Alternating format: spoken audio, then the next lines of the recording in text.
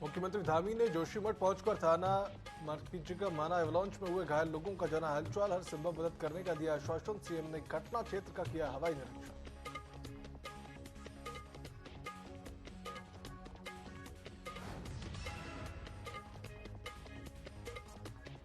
IBX brigade की बचाव team के नेतृत्व में हिमस्खलन बचाव अभियान लगातार जारी। कुल 6 हेलीकॉप्टर किए गए तैनात, 50 लोगों का किया गया रेस्क्यू, 4 लोग गंभीर रूप से घायल।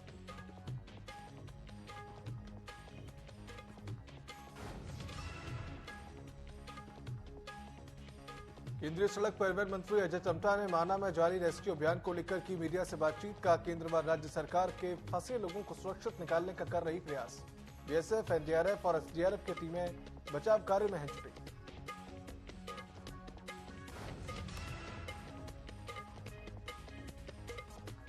औद्योगिक उद्यमियों की कई यूनियनों के पदाधिकारियों के साथ की समीक्षा बैठक। औद्योगिक क्षेत्रों में आ रही समस्याओं को जाना। सिडकुल एमडी प्रतीक जैन ने की बैठक।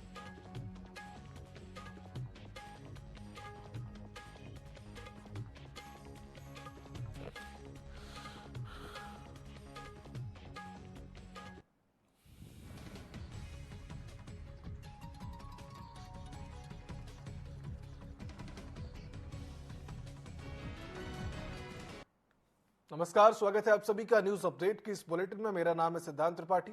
रुक करते सीधा उत्तराखंड की खबरों की ओर, जहां मसूरी के अंग्रेजों के समय का लंडौर बाजार को हेरिटेज मार्केट बनाए जाने को लेकर नगर पालिका प्रशासन ने अब कवायद तेज कर दी है। वहीं लंडौर बाजार में लगने वाले जाम से निजात दिलाने के लिए भी एक्शन प्लान तैयार किया जा रहा है। इसको लेकर आज लंडौर विकास समिति ने पालिका अध्यक्ष मीरा सकलानी के साथ वार्ता की और बाजार को हेरिटेज मार्केट बनाए जाने के साथ बाजार में स्थित 2 पार्किंग व्यवस्थित तरीके से संचालित करने की भी मांग की। वहीं पालिका अध्यक्ष मीरा सकलानी ने कहा कि लंडौर बाजार को विकसित और हेरिटेज मार्केट बनाए जाने को लेकर काम शुरू कर दिया गया है, जिसको लेकर जल्द वह बाजार के लोगों और संबंधित विभाग के अधिकारियों के साथ बाजार का निरीक्षण भी करेंगे।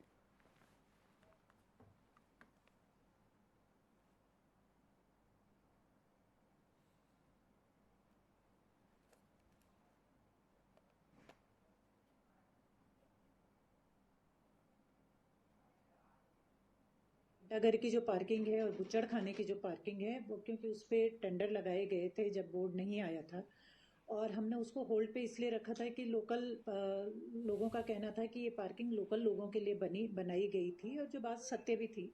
लेकिन उसमें जो एक समस्या आ रही थी कि उसका मैनेजमेंट कैसे होगा, अगर हम टेंडर नहीं करेंगे तो उसका मैनेजमेंट कैसे होगा। तो अभी ये बातचीत तो लंडौर व्यापार मंडल के साथ फाइनल हुई है कि वो 1 हफ्ते के अंदर अंदर अपनी एक समिति बनाएंगे लंडौर व्यापार समिति के नाम से, और वो समिति उस पार्किंग की जिम्मेदारी लेगी। और घंटाघर की जो पार्किंग है,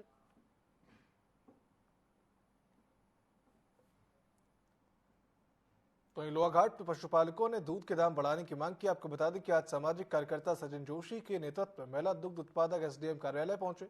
एसडीएम नितेश डांगर से दूध के नाम 45 रुपए लीटर करने की मांग करते हुए ज्ञापन दिया गया। सचिन जोशी व पशुपालकों ने कहा कि आजकल पशु आहार व घास के दाम काफी ज्यादा बढ़ गए हैं, जिस कारण उन्हें काफी नुकसान उठाना पड़ रहा है। एसडीएम ने कहा पशुपालकों व जनता के हितों को ध्यान में रखकर जल्द दूध के दामों में फैसला लिया जाएगा। इसके दौरान कई पशुपालक भी वहां मौजूद रहे। सब कुछ तो महंगाई हो गई है, घास महंगा है और ये खरी महंगी है, गिट्टी महंगी है, चोकर भी महंगा, सब कुछ महंगाई में है। खेतों में ये हरा चारा बोया है तो सारा जानवर खा जा रहा है। हिसाब से जैसी महंगाई हो रही है, दाने में, चारे में, हम सूखा चारा ले रहे हैं, ये सैलेस ले रहे हैं, उसमें भी पूरा महंगाई मिल रही है। और हमारे दूध में बिल्कुल भी बढ़ोतरी नहीं हो रही है। और खेतों में हरा चारा लगाया है तो उसमें भी बिल्कुल भी जरा सा काटने जैसा नहीं हो रहा है, उसमें जानवर आ जा रहे हैं जंगली, वो सारा खा जा रहे हैं। समस्त लोहाघाट के पशुपालक आए हैं, उनका कहना है कि हम जो दूध मार्केट में देते हैं उसका रेट हमें सही नहीं मिल रहा है। तो उसके लिए हम व्यापार मंडल और इनके साथ एक मीटिंग करेंगे, और जो भी इनकी हेल्प होगी, जिस तरह से भी इनको हमारे पशुपालकों को मदद होगी, उसमें पूरा प्रयास किया। तो नैनीताल के जिला सत्र न्यायालय में आज अधिवक्ताओं ने केंद्र सरकार के खिलाफ नारेबाजी करते हुए संशोधन बिल का विरोध किया। इस दौरान जिला अदालत के सभी अधिवक्ताओं ने पूर्ण रूप से कार्य का बहिष्कार करते हुए केंद्र सरकार अधिवक्ताओं ने कोर्ट परिसर के सामने प्रदर्शन किया, जिसके चलते आने वाले दर्जनों लोगों को परेशानियों का सामना करना पड़ रहा है। वहीं अधिवक्ता दया किशन पोखरिया ने कहा कि बार एसोसिएशन स्वायत्त संस्थाएं हैं और उन पर इस तरह के कानून थोपना एकदम गलत है। सरकार से हमारी मांग है, जो भी ऑनलाइन प्रक्रिया यहाँ पर हो रही है उसको बंद करके जैसे पहले चलता था वैसे ही यहाँ पर चलाया जाए। और ऑनलाइन करने से हमारे बहुत सारे दस्तावेज लेखक, स्टाम्प वेंडर्स और एडवोकेट, इनके सबके रोजी रोटी पे संकट आएगा। और सरकार से हमारी यहाँ पर ये मांग है, हमने खुद भी यहाँ पर को अनेक माध्यमों से माननीय मुख्यमंत्री जी को कल ज्ञापन भी भेजा है। सरकार से हमारी मांग है। तो मसूरी में हिलदारी संस्था ने पालिका परिषद और कीन संस्था के सहयोग से इंटरनेशनल बेस्ट पिकर डे मनाया गया। आपको बता दें कि इस दिन को कचरा चुनने वाले श्रमिकों की अहमियत को स्वीकारने और उनके अधिकारों के प्रति जागरूकता बढ़ाने के लिए मनाया जाता है।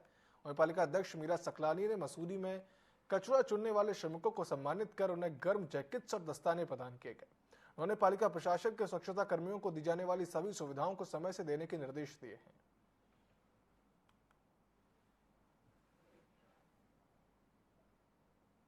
हर साल आज ही के दिन जो है दुनिया भर में इंटरनेशनल वेस्ट पिकर्स डे मनाया जाता है। इस आयोजन पर उद्देश्य ये होता है कि उन सभी सफाई बंधुओं का जो घरों से, सड़कों से कुछ कचरा उठाते हैं, उनको मेन स्ट्रीम समाज का हिस्सा माना जाए, उनके लिए गरिमामय एक जीवन प्रदान करने की कोशिश की जाए। इसी श्रृंखला में हिलदारी परियोजना की तरफ से कीन और नगरपालिका मसूरी के सहयोग से आज ये आयोजन किया गया था, जहां पर हम मसूरी के हार्ड वेदर कंडीशन को देखते हुए उनको जैकेट्स दे रहे हैं ताकि वो अपना काम सुचारू रूप से कर सकें। इसके साथ साथ ही उनको ग्लव्स डिस्ट्रीब्यूट किया गए हैं जो एंटी कट नाइट्राइल ग्लव्स होते हैं, ताकि उनको कांच या इस तरीके की जो खतरनाक वस्तुएं उनको चुनने में कोई दिक्कत ना हो। साथ ही साथ सभी वेस्ट पिकर्स जो यानी कि किसी द्वारा एम्प्लॉयड नहीं है, वो अपनी तरफ से सड़कों से कूड़ा उठाते हैं, उनको और सभी सफाई बंधु जो कीन की तरफ से पेरोल पर काम कर रहे हैं, उन सबको जो है प्रशंसा स्वरूप धन्यवाद ज्ञापन करने के लिए उनको सर्टिफिकेट भी दिए गए हैं।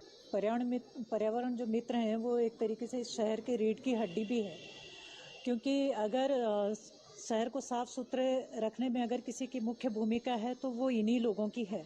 इनके बिना शहर में रहना हम लोग सोच भी नहीं सकते हैं। और आज इनके मान सम्मान में ये दिन, आज का जो कार्यक्रम आयोजित किया जा रहा है वो ये लोग डिज़र्व करते हैं। इससे भी बड़ा सम्मान पर्यावरण मित्र डिज़र्व करते हैं। और मैं उम्मीद करती हूँ कि जिस तरीके के कार्यक्रमों का आयोजन हम लोग शहर के अंदर पर्यावरण मित्रों के लिए करते हैं, वो कार्यक्रम और बेहतर होने चाहिए। नगर पालिका भी इस ओर ध्यान देगी। तो मंगलौर के लडनौरा में बीती रात कार सवार ने 2 युवकों पर फायरिंग कर दी। वहीं मौके पर पहुंची पुलिस ने घायल युवकों को सिविल अस्पताल में भर्ती कराया, लेकिन इलाज के दौरान एक युवक की मौत हो गई। जानकारी के मुताबिक दोनों पक्षों में लेन देन का मामला चल रहा था। वहीं पुलिस मामले की जांच पड़ताल और आरोपियों की तलाश में जुट गई है।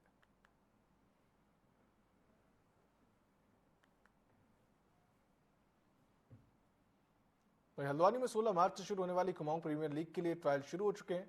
शहर के मिनी स्टेडियम में पहले दिन नैनीताल जिले के 230 फुटबॉल के खिलाड़ी ट्रायल देने के लिए पहुंचे। आयोजकों का कहना है कि रविवार को उत्तराखंड के अन्य जिलों से ट्रायल देने के लिए खिलाड़ी पहुंचेंगे। इसके पश्चात सिलेक्शन टीम 6 टीमों में सर्वश्रेष्ठ प्रदर्शन करने वाले खिलाड़ियों को परिवर्तित करेगी। आगामी 16 मार्च से 23 मार्च तक फुटबॉल प्रतियोगिता आयोजित होगी।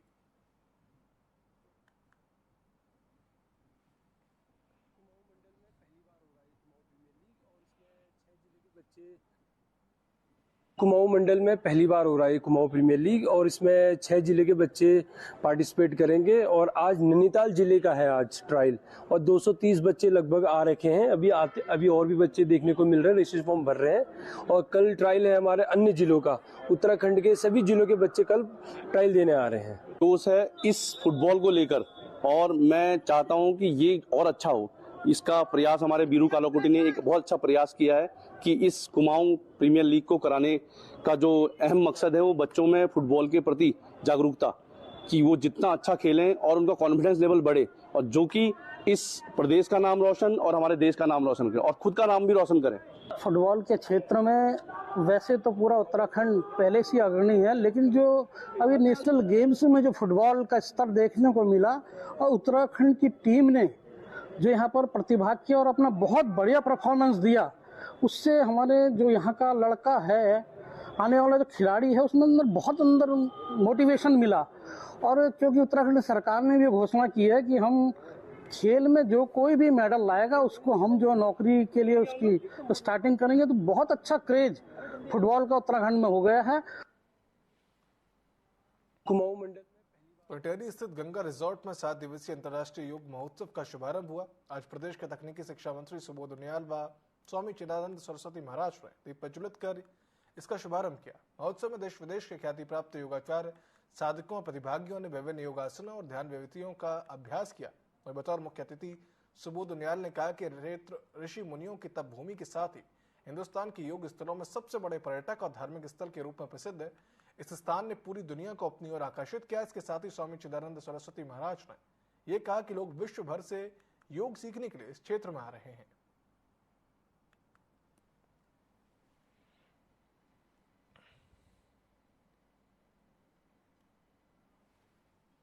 तो उधम सिंह नगर में जिला विकास प्राधिकरण प्रधानमंत्री आवास योजना ग्रामीण पर लगातार काम कर रहा है। रुद्रपुर के बागवाला गांव में इस योजना के तहत 15 एकड़ जमीन आवंटित की गई, जिसमें कि 10 एकड़ जमीन पर गरीबों के लिए 1872 आवास मोनोलिथिक तकनीक से बनाए जाएंगे। इस प्रोजेक्ट में पार्क और व्यवसाय कॉम्प्लेक्स भी बनाया जा रहा है।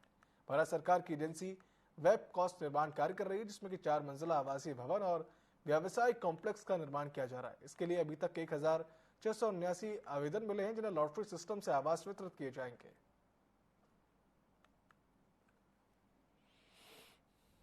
प्रधानमंत्री आवास योजना अर्बन है ये। इसमें टोटल हमारे प्रोजेक्ट में 1872 फ्लैट्स बनने हैं और अभी तक 1679 लोगों का रजिस्ट्रेशन हो चुका है, जिसमें हम 4 फेजेस में लॉटरी कराया है। 1429 लोगों को हम लोगों ने फ्लैट अलॉट कर दिया है। ये संभावना है कि इस प्रोजेक्ट को हम लोग जून 2025 में कंप्लीट करेंगे।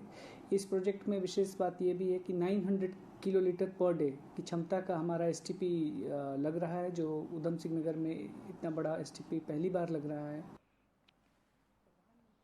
चमोली जिले के माना गांव में बीआरओ कैंप पर ग्लेशियर टूटने से 4 मजदूरों की मौत हो गई, जबकि राहत और बचाव कार्य में जुटी भारत तिब्बत सीमा पुलिस, आईटीबीपी और सेना की टीमों ने 55 में से 50 मजदूरों को बाहर भी निकाल लिया। भारतीय सेना के PRO lieutenant colonel Manish Srivastava ने 4 लोगों की मौत की पुष्टि की। हालांकि अभी भी सेना और एनडीआरएफ की टीमें बचाव और राहत कार्य में जुटी हुई हैं। दूसरी ओर मुख्यमंत्री पुष्कर सिंह धामी ने प्रभावित क्षेत्रों का हवाई सर्वेक्षण किया और अधिकारियों को बचाव अभियान में तेजी लाने के निर्देश दिया। प्रधानमंत्री नरेंद्र मोदी ने भी धामी से बातचीत की और उन्हें पूर्ण समर्थन का आश्वासन दिया है।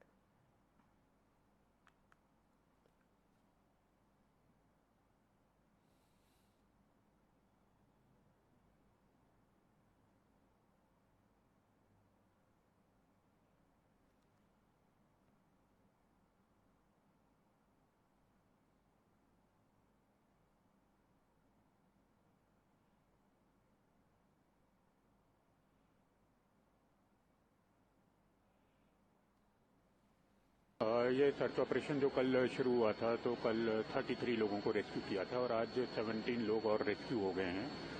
तो टोटल 50 लोगों को रेस्क्यू कर लिया गया है। 5 अभी भी हम तलाश जारी, हमारी टीम जो है वहाँ पे वो कंटिन्यूअस सर्च कर रही है उनको।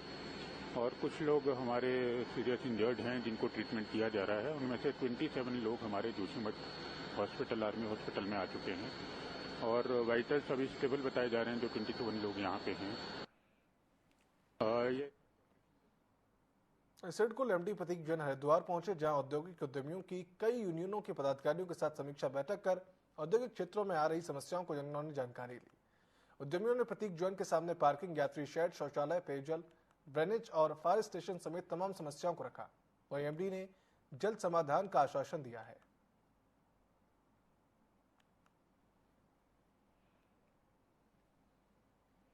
यहाँ पे आके हरिद्वार के सभी इंडस्ट्रियल एसोसिएशंस के साथ डिस्कशन किया है कि हरिद्वार का जो पूरा इंडस्ट्रियल एरिया है, चाहे वो सिडकुल क्षेत्र हो, हैदराबाद इंडस्ट्रियल एरिया हो, वहाँ पे किस तरह से अपग्रेडेशन के कार्य किए जाने चाहिए। हमारे काफ़ी सारे अपग्रेडेशन के कार्य प्लान्ड है, इसीलिए मैं एक बार सभी इंडस्ट्रियलिस्ट से और सभी इंडस्ट्रियल एसोसिएशन से चर्चा करना चाह रहा था कि किन कामों को हमारे को ऑन प्रायोरिटी लेना चाहिए। तो आज की मीटिंग के बाद हमारे को कुछ ऐसे कार्य मिले हैं। यहाँ पे आके हरिद्वार के सभी इंडस्ट्रियल एसोसिएशंस के साथ तो उधम सिंह नगर के अमानगढ़ वन प्रभाग में घाती की करंट लगने से मौत हो गई, जिससे कि वन विभाग में हड़कंप मच गया और वन विभाग के अधिकारियों ने मौके पर पहुंचकर मामले की जांच शुरू कर दी है। वन संरक्षक रमेश चंद्र ने बताया कि हाथी बिजली का खंभा गिरने से तारों में फंस गया, जिससे उसकी मौत हो गई। पोस्टमार्टम रिपोर्ट आने के बाद ही मामले की पूरी जानकारी मिल पाएगी।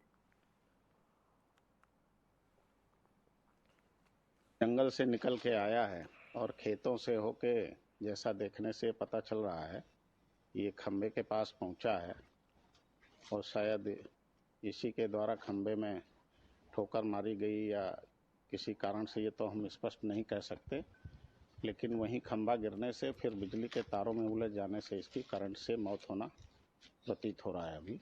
और ये नर हाथी है, इसकी आयु लगभग 35 वर्ष के आसपास लग रही है। बाकी चीजें पोस्टमार्टम जब होगा उसी से क्लियर होंगी। रुद्रपुर के जवाहरलाल नेहरू जिला चिकित्सालय में डीएम नितिन सिंह भदौरिया ने चिकित्सा प्रबंधन कार्यकारिणी समिति की बैठक ली, जिसमें कि उन्होंने जिला अस्पताल में गंदगी देखकर नाराजगी व्यक्त कर सफाई कराने के निर्देश दिए। वहीं उन्होंने कहा कि जन स्वास्थ्य सरकार की प्राथमिकता, इसलिए चिकित्सालयों में सभी सुविधाएं उपलब्ध कराई जाए। डीएम ने चिकित्सा प्रबंधन की पिछली बैठक की अनुपालन कार्रवाई की विस्तृत चर्चा भी की।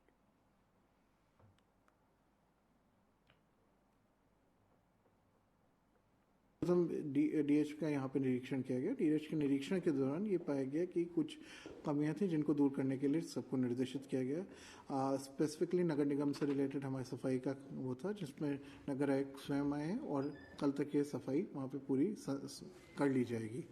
और चूँकि हमारा जिला चिकित्सालय ऑलरेडी शिफ्टिंग के मोड में है और इसके लिए नई भूमि का चिन्हीकरण कर लिया गया है, तो इसमें ये व्यवस्था की जा रही है कि जिला चिकित्सालय को अपना स्थायी जो गंतव्य है वो जल्द ही जल्द मिल सके और जो भी प्रोविजंस हैं उनको हम लोग तत्काल रूप से मेडिकल कॉलेज को हैंडओवर कर सकें। लोहाघाट पिथौरागढ़ राष्ट्रीय राजमार्ग में संतोला के व्यू पॉइंट के पास लखनऊ से मुंशियारी जा रही कार और कैंटर की आमने सामने जोरदार भिड़ंत हो गई, जहां हादसे में 7 लोग घायल हो गए। वहीं आसपास के लोगों ने भी सभी घायलों को कार से बाहर निकालकर उप जिला चिकित्सालय भेजा। बता दें कि सभी कार सवार लखनऊ से मुंशियारी घूमने जा रहे थे, तब यह दुर्घटना हो गई। पुलिस मामले को लेकर जांच कर रही है। इसमें हमारे पास 4 लोग आए हैं, जिसमें 2 मेल और 2 फीमेल्स आई हैं। 2 लोगों के पैरों में लगी हुई है, उनको हमने एक्सरे के लिए भेजा हुआ है अभी, और एक के सर पे चोट थी, उस पर हमने टाके लगा दिए हैं। बाकी उनको अगर हो सकता है हम सीटी के लिए भेजें आगे। बाकी एक महिला के अंदर जबड़े की तरफ लगी हुई है, एक बार उनको हम डेंटिस्ट को भी दिखाएंगे अपने यहाँ। अभी तो जब तक एक्सरे नहीं तो हम स्थिति के बारे में हो सकते हैं, बाकी 2 की स्थिति ठीक लग रही है। इसमें हमारे पास 4। उत्तराखंड में पिछले 2 दिनों से ऊंचाई वाले क्षेत्रों में भारी बर्फबारी और बारिश हो रही है, जिसके चलते चमोली के माना में भी हादसा हुआ है। लेकिन अब मौसम विभाग से राहत भरी खबर सामने आई। मौसम केंद्र देहरादून के निदेशक डॉक्टर विक्रम सिंह ने बताया कि अगले 1 हफ्ते तक राज्य में मौसम सामान्य रहेगा और कहीं कहीं पहाड़ी जिलों में हल्की मध्यम बारिश हो सकती है। आज भी मौसम करीब करीब साफ ही है। प्रदेश में छुटपुट एक्टिविटी जो होगी कुमाऊं रीजन में है और बहुत लाइट एक्टिविटी आप कह सकते हैं कि गढ़वाल में भी कादोका जगह में मिलेगी। तो ये है कि क्लाउडिंग तो थोड़ी आज है, लेकिन कल देखेंगे तो कल क्लाउडिंग भी खत्म हो जाएगी, साफ रहेगा पूरे दिन भरी मौसम जो है उत्तराखंड में। 3 तारीख को थोड़ी एक्टिविटी फिर से मिल रही है, हालांकि वीक सिस्टम है, तो हल्की बारिश या बर्फबारी जो अंदर के डिस्ट्रिक्ट है उत्तरकाशी, चमोली, पिथौरागढ़, रुद्रप्रयाग, बागेश्वर, तो इनमें आप कुछ जगहों तक में कह सकते हैं कि हल्की बारिश बर्फबारी। तो बर्फबारी 3000 मीटर से ऊपर के जो एरिया है वहीं पे मिलेगी। तो इस तरह की एक्टिविटी 3 तारीख को है, लेकिन जब 4 से आप देखेंगे तो फिर से मौसम साफ है और पूरा 6, 7, 8 तारीख तक जो मौसम साफ है। जो IBX ब्रिगेड की बचाव टीम के नेतृत्व में हिमस्खलन बचाव अभियान फिलहाल चल रहा है। वहीं सड़कें अवरुद्ध होने के वजह से निकासी के लिए कुल 6 हेलीकॉप्टर तैनात किए गए। बता दें कि भारतीय सेना विमानन के 3 चीता हेलीकॉप्टर, भारतीय वायुसेना के 2 चीता हेलीकॉप्टर और भारतीय सेना के किराए पर लिए गए एक नागरिक हेलीकॉप्टर शामिल है। फिलहाल अब तक 50 लोगों को बचाया जा चुका है, वहीं 4 लोगों की मौत हो चुकी है और शेष 5 लापता व्यक्तियों को बचाने के लिए सेना का तलाशी अभियान अभी जारी है। The site of the unfortunate incident yesterday, where on 28th February at 7:15, 8 containers containing the GREF contractors' labor were trapped in an avalanche. The avalanche rescue operation is currently underway, led by the rescue team of IBEX Brigade. A total of 6 helicopters have been deployed for evacuation as the roads are blocked. The helicopters include 3 Cheetah helicopters from the Indian Army Aviation, 2 Cheetah helicopters from the Indian Air Force, and 1 civil helicopter hired by the Indian Army. In the latest update, as of now, it has been confirmed that 50 persons have been rescued so far. Uttarakhand में 15 सालों से लोईटा गांव ग्रामीण विस्थापन की राह देख रहे हैं। ग्रामीणों का कहना है कि तेज बारिश में भूस्खलन होने का खतरा बना रहता है। ग्रामीणों ने बताया कि साल 2010 में आई आपदा में कई घर टूट गए थे, कई मकानों में दरारें आ गई थी। 2013 की आपदा ने ग्रामीणों की परेशानियां और बढ़ा दी थी। परेशान ग्रामीणों ने विस्थापन और मुआवजा बढ़ाने की अब मांग की है।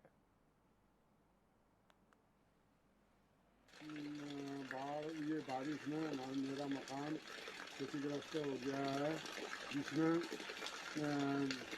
पहले तो पटवारी जी आए, पटवारी जी और नायब तहसीलदार साहब, इसके बाद हमारे विधायक जी भी पहुँचे और फिर देहरादून से भूगर्भ वाले भी आए थे और हमें आश्वासन दिया गया कि तुम्हें विस्थापित किया जाएगा और 1,30,000 की धनराशि हमें मिली है।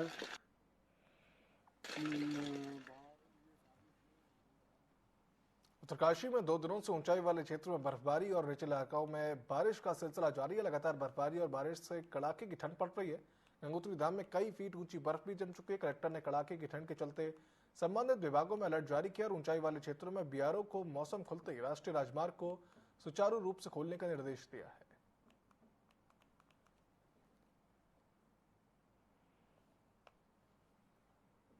न्यूज अपडेट की इस बुलेटिन में फिलहाल इतना ही। आप देखते रहिए TV24। शुभ रात्रि।